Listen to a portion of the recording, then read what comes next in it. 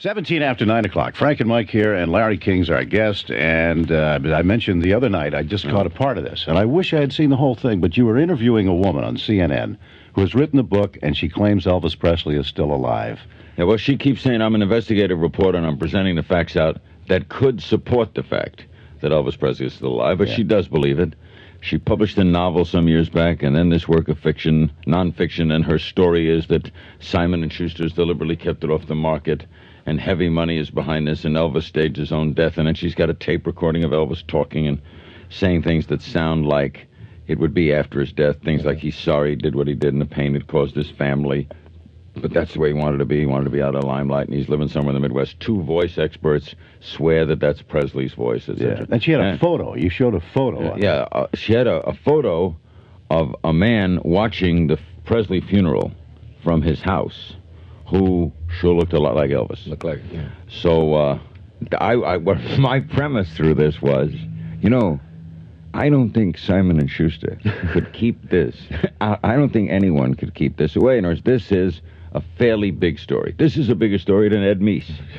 And I think if Elvis Presley's alive, you're front page of the New York Times. So what I did was, I don't know what happened yet, I guaranteed her that if she went to see Putnam, my editor, and her story is correct, I guarantee her $1 million up front. Sure. And I said, where in the Midwest? She thinks Des Moines. This is where Elvis is living now? in Des Moines, Come Iowa? on. Right, Des Moines. Oh, Des Moines. Okay. Yeah. Suburb of Chicago, I'll buy it. Sitting in a mobile home shooting at televisions. maybe Marin County. But I like people like that because I believe, let's forget right or wrong. They're very sincere. She's not out to rob you of your money to buy her book. The woman believes Presley's alive. And whenever you are if you do the kind of show I do over the years, and you run into zealots, people who are wildly caught up in what they believe, they're a lot of fun to interview, but they're sometimes exasperating because they'll never let facts get in the way. You could tell them, well, there were 11 people. A guy called in and said, ma'am, I don't know how to break this to you, but I work at the Memphis morgue. And he was there. I saw the body. No, that wasn't Elvis's body. That was another body. If you'll notice the nose, he said, well, I don't remember the nose. Yeah, well, you see, I know. I don't remember the nose. It was, 11 years ago. What topic, because you can't really keep it to a guest, but I'm just thinking about Elvis Presley. What are some of the topics that just guarantee to get the phones going crazy? The number one thing is the Baker Swaggart. I had lunch with Ted Koppel last week, and he said, what's your newest Baker Swaggart? And I'll give you my newest Baker Swaggart. Because anything on that, because that's got everything the public wants. It combines religion and sex. It's the two biggest taboos. It's the two biggest things talked about. If you do a show on it, you're in. Yeah. It's just automatic. I mean, the ratings go up automatically if you're going to do a show. If Jimmy Swaggart would say, I'll go on Larry King or Ted Koppel or somebody next Monday, I'll appear on that show. I don't care who you are against him or what you present. Swaggart will win the time period. Did you ever have Swaggart on before this? Oh, many times, yeah. In fact, the last time I had Swaggart on, we had two guests. It was Jimmy Swaggart and Jesse Jackson.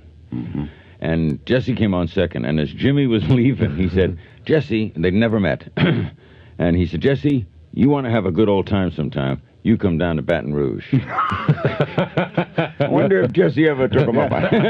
Little did we know at that time. Now, how about all of these others? Jimmy Baker, Tammy, have you had them on? I've had Tammy. I haven't had Jimmy, but I did the show that broke.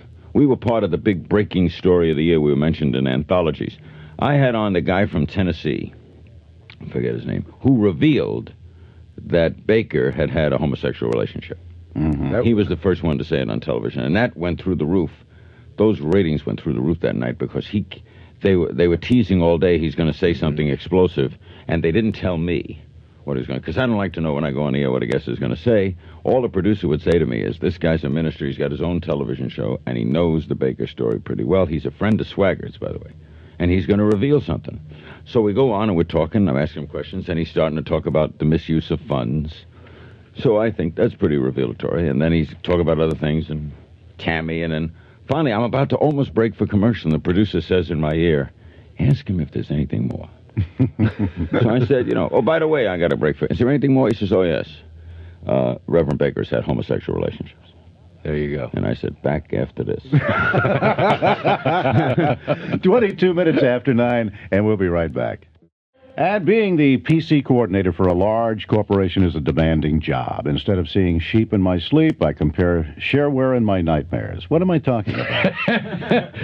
What am I talking about? It's the first time you've seen this, isn't it? I've never seen this commercial it's before. always fascinating. Why am I saying these things? It's fascinating when you see a commercial for the first time and it's in first person. Yeah. And want me to try it with you? Yeah, well, sure. I don't know what in the world Well, this is it a two-man read? I have no idea You what can this break it is. up. It looks to me like I am now quoting something that is on a transcribed commercial. Now but Larry and Frank show. Okay. They decided You want I me to should read start? it. Yeah, go ahead. Yes, try it. Being the PC coordinator for a large corporation is a demanding job. Instead of seeing sheep in my sleep, I compare shareware in my nightmares. This was written by a guy who wants to get a job at this station so that the local guy gets blown out trying to read that sentence. Yeah, right. One of our manager's constant demands echoes in my head. Can't you get us printers that will improve our output, that won't bust our budget, that'll make us look good? This was a big decision. So I do what anyone would do. I phoned 800 Software, our reliable PC product supplier. Yeah, what do you recommend in a fast letter quality dot matrix printer, I asked? None other than the Epson LQ500. That's what everybody's talking about this morning. Sure, that's right. It has great letter quality output. My helpful sales rep replied. You can't lose. It's fast and easy, and your PC users will love it. How so? you know what's happened here? We've reversed roles. You're now the guy selling it, and I'm asking you. That's right. All right, how so, I asked. Well, all the controls are right in the front. The Epson LQ500, which everybody knows what that is, offers automatic single-sheet loading or tractor feed for added convenience. You realize we've done this for 45 seconds? We have no idea what this product is. Whatever it is, it's only... Now, you see, there'll be a rush on these today. Oh, yeah. Mike Peckner is our staff meteorologist, Larry. And normally we just, say, hey, Mike, how's the weather? He comes right in and delivers the stuff, and he's listening to it at his home right Really now. interesting, because most weather, as you know, is really a cop-out. You don't need Mike. Yeah, because I could give you one weather forecast for the whole America, send it out to every station, put all these guys out of work. Okay. See, The there you weather, go. partly cloudy, chance of showers. Hey, Well, there you it's go. correct everywhere, right? Yeah. Partly cloudy, Forecast. chance of showers fits New York, it fits Miami, it fits Chicago. Okay, Mike, what's today's weather now? Partly cloudy, chance of showers. See, thank you, Mike. Hey, wait a minute. Is there anything else? No, I want to say welcome to Larry King to San Francisco. Yeah. Thank you, Mike. And tell you that it's showery and cold in New York today. What the hell do we care? I No, know, and it's- it's cloudy and mild in Washington. That's terrific. What's the story here, Mike? I just told you, partly cloudy, cool and windy. We'll have highs today 50s and 60s, overnight lows down upper 30s to lower 50s. Partly sunny and a little bit warmer on Saturday, sunny and warmer on Sunday, and Sunday morning I'm going to be in the Belmont Quickly, Biathlon. well, no one cares where you're going to be. I know. It's the weather. It's the weather they're listening for. What is the difference between partly cloudy and partly sunny? Well, that's a term that your friend Gordon Barnes uses. He says sometimes partly to mostly sunny, which I'll use occasionally. No. What's the difference between partly cloudy, partly sunny? It's just a cop out.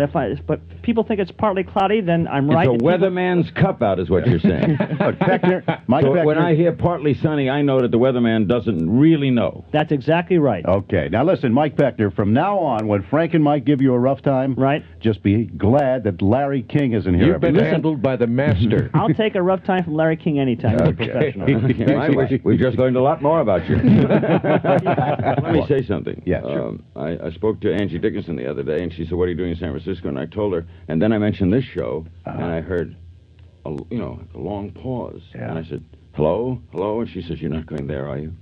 And it was like a little tear in her voice. And I Yeah. said, "Yeah, no, please." Yes. Anyway, What did she say? she still loves you. Oh. Yeah.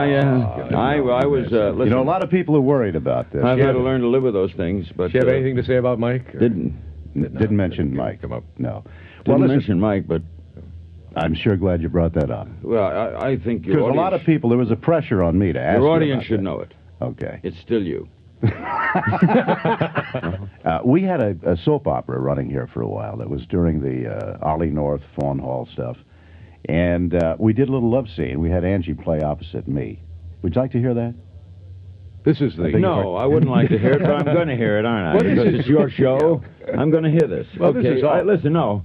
Hey, Yeah, what? 21 in a row. We've lost. I'll hear anything. Oh, this is a Baltimore You fan. hit him with the Orioles, and now you hit What's him going with to this. depress me? All right, here we go. Here we go. Good morning, Angie Dickinson.